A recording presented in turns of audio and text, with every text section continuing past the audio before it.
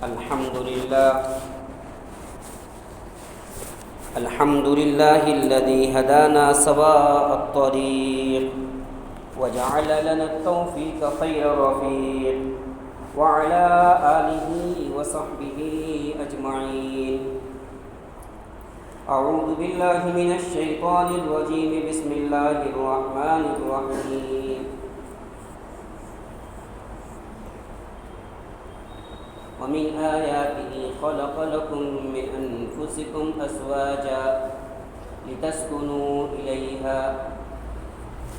صدق الله العظيم وصدق رسوله النبي الكريم ونحن على ذلك لمن الشاهدين والشاكرين والحمد لله رب العالمين. اللهم صل على سيدنا محمد وعلى آل سيدنا محمد وبارك وسلم. اللهم صل على سيدنا محمد وعلى آل سيدنا محمد وبارك وسلم. محترم بزرگ اور دوستو، آپ حضرات کے علم کے اندر ہونا چاہیے کہ محرم کا آخری جمعہ ہے.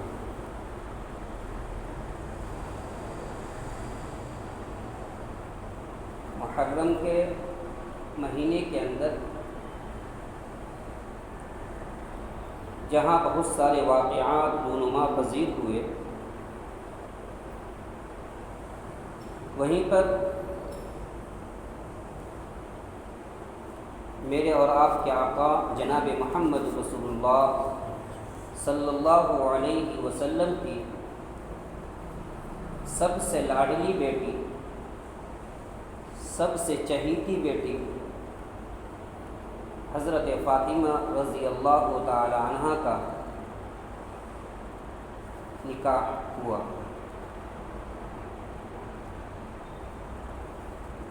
اسی معنی کر کے میں نے سوچا کہ آپ حضرات کے سامنے نکاح کے متعلق کچھ بات آ جائے. محرم کے مہینے کے اندر نکاح کو پسند نہیں فرماتے. اس کی وجہ یہ بتائی جاتی ہے کہ یہ قتل کا مہینہ، اس وجہ سے اس میں نکاح نہیں ہونا چاہیے. سفر کے اندر بھی نکاح کو منحوس سمجھا جاتا ہے. سب سے پہلے ہمارے ذہن کے اندر یہ بات ہونا چاہیے کہ کسی مہینے کے اندر، کسی دن کے اندر، کسی گھڑی کے اندر کچھ نہیں رکھا ہے. اگر محرم کے مہینے کے اندر شادی نہیں ہوتی تو آپ صلی اللہ علیہ وسلم اپنی چہیتی بیٹی کی شادی نہ فرماتے. اور جو اللہ کے راستے میں شہید ہو جاتا ہے، اللہ کے راستے میں قتل کر دیا جاتا ہے، اس کے بارے میں قرآن کہتا ہے کہ تم ان کو مردہ مت کہو، وہ تو اللہ کے راستے میں شہید ہو گئے، وہ تو اللہ کے راستے میں شہید ہو گئے، وہ تو زندہ ہیں، قبر کے اندر ان کو روزی ملتی ہے. ابھی دو تین دن پہلے ایک ویڈیو وائرل ہو رہی تھی. کسی شہید کی ویڈیو تھی. 10 سال پہلے اللہ کے راستے میں اس کی شہادت ہوئی. 10 سال کے بعد کسی وجہ سے قبر کھودی گئی. اس کا چہرہ، اس نوجوان کا چہرہ ایسا معلوم ہو رہا تھا کہ یہ آرام کر رہا ہے، سویا ہوا ہے. نہ چہرے پر گرد و غبار، نہ کفن کے اوپر گرد و غبار. اس کے چہرے کو ایسا دیکھ کر ایسا محسوس ہو رہا ہے کہ یہ سویا ہوا ہے. جب شہادت کا اتنا بڑا مرتبہ، اب شہادت کے مرتبے کو ہم یہ کہنے لگے کہ قتل کا مہینہ ہے، اس کے اندر شادی بیاہ نہیں کرنی چاہیے. اللہ تبارک و تعالیٰ نے مسلمانوں کو توہمات سے پاک رکھا ہے کہ یہ کرنے سے یہ ہوگا، یہ ساعت میں کریں گے تو ایسا ہوگا۔ اس لیے اپنے ذہن و دماغ سے انسان کو اس بات کو نکال دینا چاہیے۔ اللہ کے رسول صلی اللہ علیہ وسلم نے اپنے سب سے لاڈلی بیٹی کی شادی محرم کے مہینے کے اندر کی۔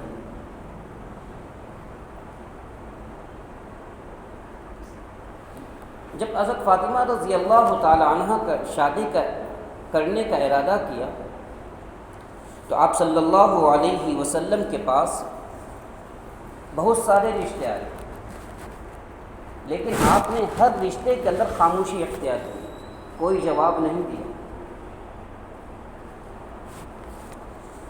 پھر حضرت عمر فاروق رضی اللہ تعالی عنہ اور حضرت ابو بکر صدیق رضی اللہ تعالی عنہ کی اصرار پر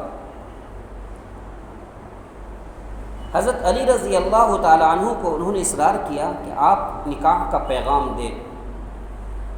انہوں نے کہا کہ مجھے شرم آتی ہے، میں کیسے نکاح کا پیغام دوں؟ غالباً حضرت ام ایمن رضی اللہ تعالی عنہا نے ان کے اصرار پر، ان کی ہمت افزائی پر حضرت علی رضی اللہ تعالی عنہ آپ صلی اللہ علیہ وسلم کے پاس آئے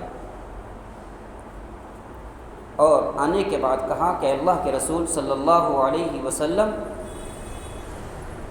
میں ایک پیغام لے کر آیا ہوں۔ آپ نے فرمایا کیا پیغام؟ کیا میں حضرت فاطمہ کے نکاح کا پیغام لے کر آیا ہوں۔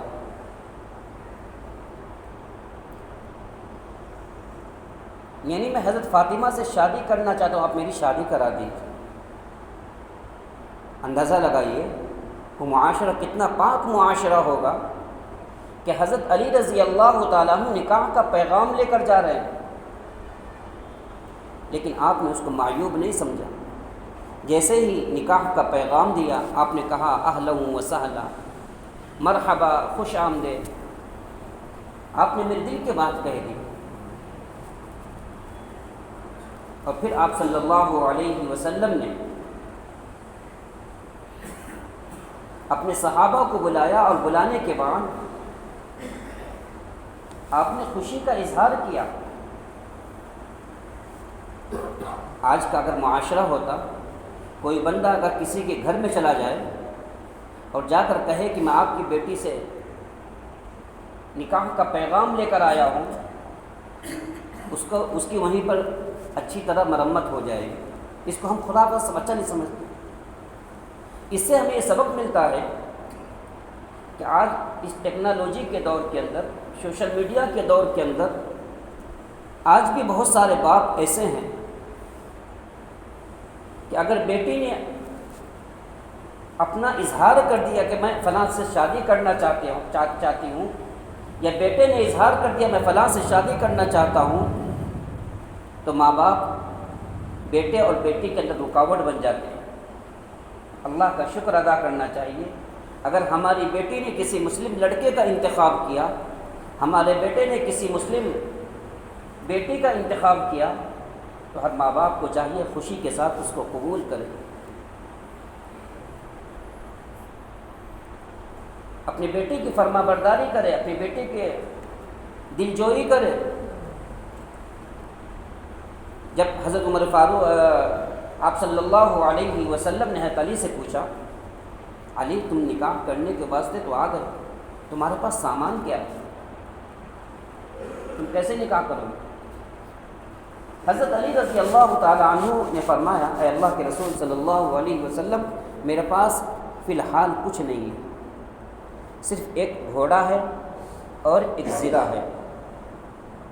اس زمانے آج جیسے 4 ویلر گاڑی ہوتی، اس زمانے میں گھوڑا رکھا جاتے تھے لوگ اپنی سواری کے لیے۔ آپ صلی اللہ علیہ وسلم نے علی سے فرمایا، علی ایسا کرو، گھوڑا اپنے استعمال کے لیے رکھو، تمہارے وقت بے وقت کام آئے گا، اور ایسا کرو جو زیرہ تمہارے پاس ہے وہ زیرہ کو جا کر بیچ کر آ جاؤ۔ حضرت علی رضی اللہ تعالیٰ عنہ زیرہ کو لے کر مدینے کے بازار کے اندر گئے، زرہ بیچنے کے لیے اس مدینے کے بازار کے اندر حضرت عثمان غنی رضی اللہ تعالی عنہ جو بڑے مالدار، بڑے تاجر، بڑے بزنس مین خرید و فروخت کے سلسلے میں گئے ہوں گے۔ جیسے ہی حضرت عثمان غنی رضی اللہ تعالی عنہ کی نظر حضرت علی پر پڑی تو آپ نے علی سے پوچھا، علی آج تم بازار میں؟ کہا کہ پورا واقعہ سنایا، میں زیرہ بیچنے کے لیے آیا ہوں اس لیے کہ اب میری شادی ہونے والی ہے۔ پوری بات سنا دی۔ عثمان غنی رضی اللہ تعالیٰ عنہ نے زیروں کو لیا اور دیکھا، کہا کہ اس زیرہ کتنے میں بیچو گے؟ کہا میں 450 درہم کے اندر بیچوں گا۔ عثمان غنی رضی اللہ تعالیٰ عنہ نے فرمایا، اے علی اس زیرہ میں خریدتا ہوں، آپ مجھے بیچ دو۔ عثمان غنی رضی اللہ تعالیٰ عنہ نے حضرت علی سے زیرہ لے لی اور 450 درہم حضرت علی کو دے دیے۔ زیرہ بیچنے والا بھی جنتی ہے اور زیرہ خریدنے والا بھی جنتی ہے، زیرہ دینے والا بھی جنتی ہے، زیرہ لینے والا بھی جنتی ہے۔ جب حضرت علی رضی اللہ تعالی عنہ پیسہ لے کر واپس چلنے لگے، عثمان غنی رضی اللہ تعالی عنہ نے بلایا، علی ارے یار کہاں جا رہے ہو؟ تمہاری شادی ہے، تمہیں تحفے کی تو ضرورت پڑے گی، میری طرف سے یہ زیرہ تحفے کے طور پر قبول کر لو۔ کہا کہ راہ خدا کے اندر، اللہ کے راستے کے اندر، اعلی کلمت اللہ کے لیے، اسلام کی بلندی کے لیے تمہاری تلوار دشمنوں کی چھکے چھڑائے گی اور میری یہ زیرہ تمہاری حفاظت کرے گی۔ حضرت علی رضی اللہ تعالی عنہ وہ پیسہ اور زیرہ لے کر آپ صلی اللہ علیہ وسلم کی خدمت میں آئے اور آنے کے بعد کہا کہ اللہ کے رسول صلی اللہ علیہ وسلم یہ پیسہ آپ کے خدمت میں حاضر ہے۔ کہا کہ زیرہ بھی ہے، زیرہ بھی آپ کے پاس ہے اور پیسہ بھی آیا کہاں سے؟ تمہارے پاس تو پیسہ نہیں تھا۔ تو حضرت علی رضی اللہ تعالیٰ عنہ نے آپ صلی اللہ علیہ وسلم کو پوری تفصیل بتا دی کہ عثمان غنی نے زیرہ خریدا، پھر تحفے کے طور پر مجھے دے دیا۔ آپ نے حضرت عثمان کو بہت دعائیں دی۔ اس کے بعد آپ نے حضرت ابو بکر صدیق رضی اللہ تعالی عنہ کو بلایا کہ ابو بکر صدیق لو یہ 450 درہم ہے، اس سے کچھ سامان خرید کر لے کر آ جاؤ، میری بیٹی کی شادی ہے، علی کی شادی ہے۔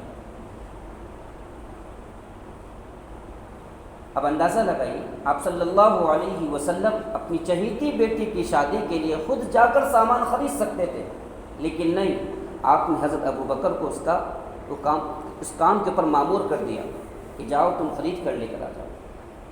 ابو بکر کی پسند محمد کی پسند، ابو بکر کی پسند فاطمۃ الزہرا کی پسند، ابو بکر کی پسند علی کی پسند، ابو بکر کی پسند اللہ کی پسند، کسی کو کوئی اعتراض نہیں۔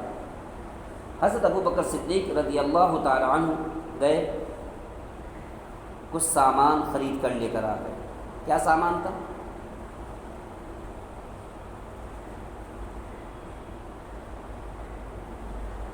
ایک مشکیزہ، 2 گدے، ایک پیالہ، ایسے چند معمول 5 سامان تھے جو حضرت ابو بکر صدیق رضی اللہ تعالیٰ عنہ لا کر آپ صلی اللہ علیہ وسلم کے گھر کے اندر رکھ دیا۔ جب سامان آپ صلی اللہ علیہ وسلم کے کاشان نبوت کے اندر آ گیا، آپ کے خادم حضرت انس رضی اللہ تعالیٰ عنہ، آپ نے حضرت انس سے فرمایا، اے انس جاؤ انصار اور مہاجرین کو بلا کر لے کر آ جاؤ، انصار کی جماعت میں سے کوئی ملے اور مہاجرین کی جماعت میں سے کوئی ملے، اس کو بلا کر لے کر آ جاؤ۔ اور خصوصاً خاص طور پر حضرت ابو بکر کو، حضرت عمر فاروق کو، حضرت عثمان کو، حضرت معاذ کو اور عبد الرحمن ابن عوف کو۔ ان 5 صحابہ کا نام، 5 صحابی کا نام آپ صلی اللہ علیہ وسلم سے نامزد کیا کہ ان کو ضرور بلا کر لے کر آؤ۔ آپ صلی اللہ علیہ وسلم کے خادم حضرت انس رضی اللہ تعالی عنہ گئے، تمام کو بلا کر لے کر آئے۔ جب صحابہ کی مجلس لگ گئی، اب اندازہ لگائیے شادی کس کی ہے؟ امام الانبیاء کی بیٹی کی شادی ہے۔ شادی کس کی ہے؟ جنت کے عورتوں کی سردار کی شادی ہے، عورتوں کی سردار کی شادی ہے، لیکن کوئی سجاوٹ نہیں کی گئی، کوئی ڈیکوریشن نہیں کیا گیا۔ اللہ کے رسول صلی اللہ علیہ وسلم نے اس شادی کو امت کے لیے نمونہ بنایا ہے، سیمپل بنایا ہے، پیغام دیا ہے کہ جس شادی کے اندر جتنا زیادہ خرافات ہوتی ہے اور جتنا زیادہ خرچ ہوتا ہے، اس شادی کے اندر اتنی ہی زیادہ بربادی آتی ہے۔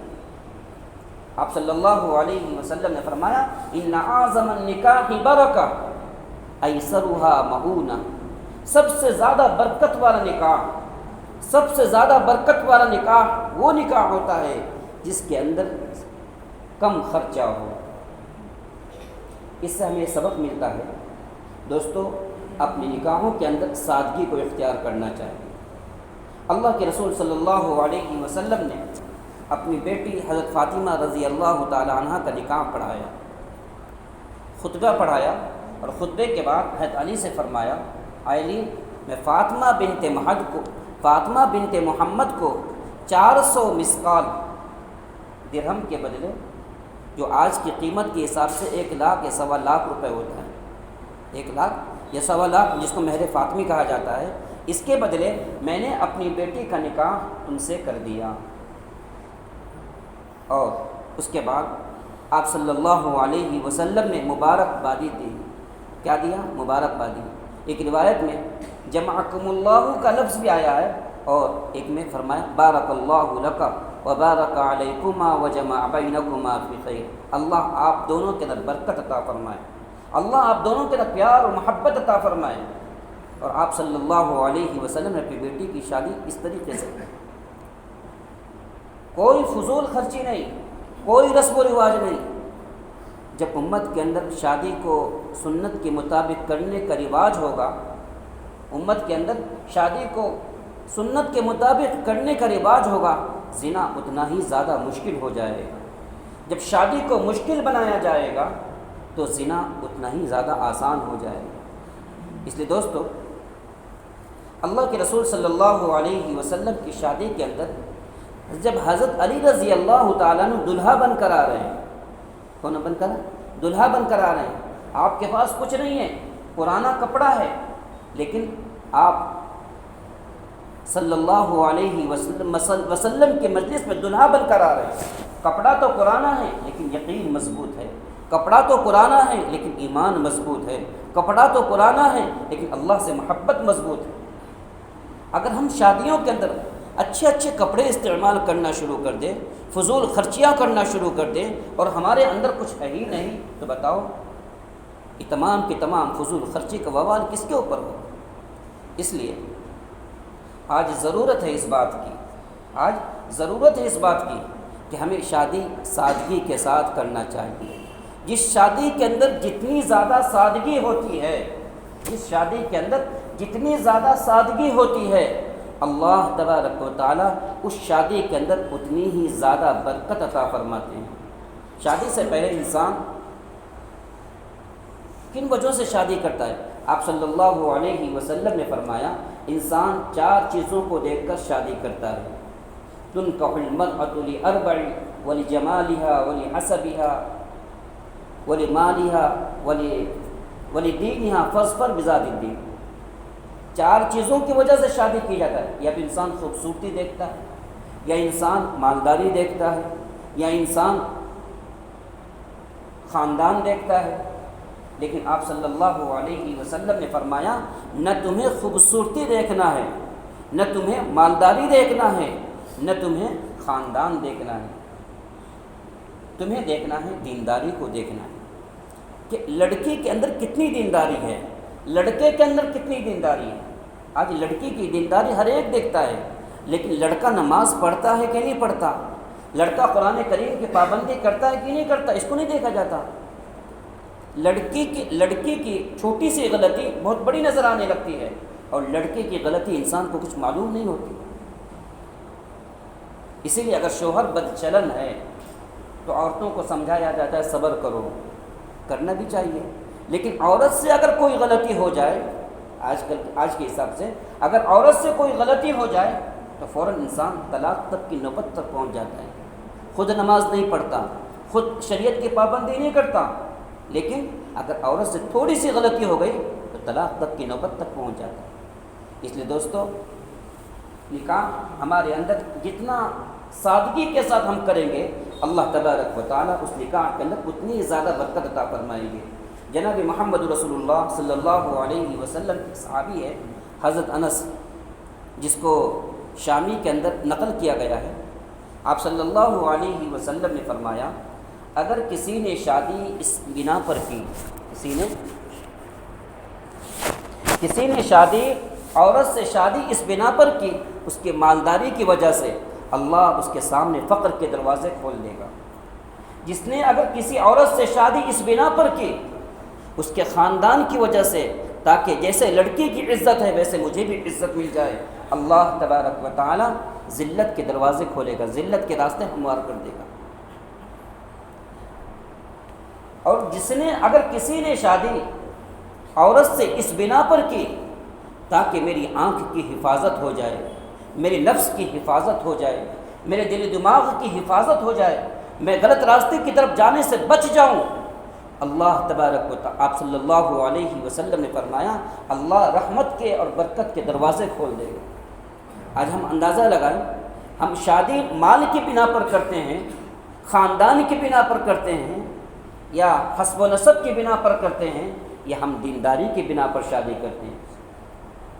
آج انسان کو چاہیے، انسان کی شادی کی جو عمر ہو، شادی کی عمر ہوتے ہی انسان کو پہلی فرصت میں شادی کرنا چاہیے۔ شادی کرنے سے اللہ تبارک و تعالیٰ رزق کے اندر برکت عطا فرما دیتے ہیں، شادی کرنے سے اللہ پریشانی کو دور کر دیتے ہیں۔ انسان شادی کو تاخیر کرتا ہے، جب تک میرا کاروبار نہیں ہوگا، جب تک میں اپنے پاؤں پر کھڑا نہیں ہوں گا، جب تک میں گاڑی نہیں لوں گا، جب تک میں میرا بزنس پروان نہیں چڑھے گا، اس وقت تک میں شادی نہیں کروں گا۔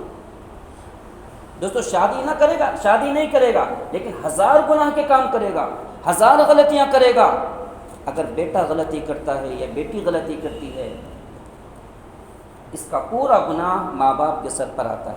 اس لیے ماں باپ کی ذمہ داری بنتی ہے، جب بیٹا یا بیٹی شادی کی عمر کو پہنچ جائے تو پہلی فرصت میں اپنی بیٹی کی، اپنے بیٹے کی شادی کا انتظام کرے۔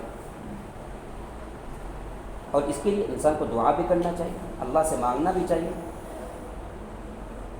آپ صلی اللہ علی نے محمد صلی اللہ علیہ وسلم کو پیغام دیا کہ میں فاطمہ سے شادی کرنا چاہتا ہوں، آپ نے اس کا استقبال کیا۔ اللہ کے رسول صلی اللہ علیہ وسلم کی شادی کی جب باری آئی، اللہ تبارک و تعالیٰ نے آپ کے رشتے کا انتخاب کیا۔ جب بندہ اللہ کی طرف متوجہ ہوتا ہے، اللہ تبارک و تعالیٰ راستوں کو ہموار کر دیتے ہیں۔ تو خیر، آپ صلی اللہ علیہ وسلم نے اپنی بیٹی کا جب نکاح کر دیا، جب رخصتی کی باری آئی، رخصتی کے وقت میں جس کی بیٹی ہوتی ہے، آپ اس سے جا کر پوچھیں اس کے دل کے اوپر کیا بیتتی ہے کہ ہونے والا شوہر کیسا ہوگا۔ ایک بیٹی جس کو لاڑ اور پیار کے ساتھ پالا تھا، محبت کے ساتھ پالا تھا، آج وہ ہم سے جدا ہو رہی ہے، آج ہم سے رخصت ہو رہی ہے۔ تو اللہ کے رسول صلی اللہ علیہ وسلم کو حضرت فاطمہ سے بہت زیادہ پیار تھا، بہت زیادہ لگاؤ تھا، بہت محبت کرتے تھے۔ اور خصوصاً حضرت خدیجہ الکبریٰ رضی اللہ تعالی عنہ کے انتقال کے بعد، آپ چھوٹی تھیں اور انتقال کے بعد آپ اور زیادہ ان سے محبت کرنے لگی۔ اسی لیے آپ صلی اللہ علیہ وسلم نے فرمایا، فاطمہ بضعۃ منی، فاطمہ میری جگر کا ٹکڑا ہے، فاطمہ میرے جگر کا ٹکڑا ہے، فاطمہ میرے دل کا ٹکڑا ہے۔ جب آپ نے ازواج مطہرات سے فرمایا، اہل بیت سے فرمایا، میری بیٹی کو رخصتی کے لیے تیار کرو، غالباً ام سلمہ رضی اللہ تعالی عنہ جب رخصتی کے لیے یعنی حضرت فاطمہ کو رخصت کرنے کے لیے تیار کرنے کے لیے گئی، حضرت فاطمہ کی زبان سے نکل گیا، کاش کہ آج خدیجہ ہوتی تو اپنے دست شفقت فاطمہ کے اوپر رکھ دیتی، یعنی ماں زندہ ہوتی تو اپنی بیٹی کو پیار اور محبت کے ساتھ رخصت کرتی۔ اگر کسی کی ماں نہیں ہے، اس بیٹی سے شادی کے وقت میں پوچھو اس کے دل کے اوپر کتنے اس کے دل کی کیفیت کیا ہوتی ہے، اس کے دل کے اوپر کتنے آرے چلتے ہیں۔ حضرت فاطمہ رضی اللہ تعالیٰ عنہا کے آنکھوں سے بھی آنسو جاری، جیسے ہی ام سلمہ رضی اللہ تعالیٰ عنہ نے حضرت خدیجہ کا نام لیا، کتابوں میں لکھا ہے فبکا رسول اللہ صلی اللہ علیہ وسلم، آپ صلی اللہ علیہ وسلم کے آنکھوں سے آنسو جاری ہو گئے، اور آپ کے چہرے مبارک پر، آپ کے رخسار پر موتی کی طرح آنسو ٹپک رہے تھے۔ آپ صلی اللہ علیہ وسلم نے فرمایا عائشہ کی کوئی مثال تو ہو ہی نہیں سکتی، عائشہ نے مجھے ہر وقت ساتھ دیا ہے، اور عائشہ جیسی بیوی کوئی بیوی نہیں ہو سکتی، جس نے اپنے پورے مال کو، پوری جائیداد کو میرے لیے کیا کر دیا تھا، اللہ کے دین کے لیے میرے وقف کر دیا۔ آپ صلی اللہ علیہ وسلم کی دھاڑس بن گئی۔ پھر آپ نے فرمایا بیٹی رونے کی ضرورت نہیں ہے، اللہ کا جو فیصلہ ہوتا ہے اللہ کے فیصلے پر بندوں کو راضی رہنا چاہیے۔ پھر آپ نے فرمایا، آپ نے اپنی بیٹی کو رخصت کرتے وقت فرمایا انی اعیدھا بکا وذریتھا من الشیطان الرجیم، اے اللہ میں شیطان مردود سے آپ کی اور آپ کی ذریت سے پناہ مانگتا ہوں، اور یہ کہہ کر آپ نے اپنی بیٹی کو رخصت کر دیا۔ دوستو، آپ صلی اللہ علیہ وسلم کی شادی، آپ کی زندگی، آپ کا پورا طور طریق ہم سب کے لیے مشعل راہ ہے، ہم سب کے لیے مشعل راہ ہے۔ ہمیں کس طریقے سے شادی کرنی چاہیے؟ جس طریقے سے جناب محمد رسول اللہ صلی اللہ علیہ وسلم نے اپنی لاڈلی، اپنی چہیتی بیٹی کی شادی کی، جو وہ بیٹی جو جنت کے اندر عورتوں کی سردار ہوگی۔ اب عورتوں کے سردار کی شادی اتنی سادگی کے ساتھ، اور ہماری شادیوں کے اندر کتنی خرافات ہوتی ہیں، کتنے پیسے خرچے ہوتے ہیں، کتنی فضول خرچیاں ہوتی ہیں۔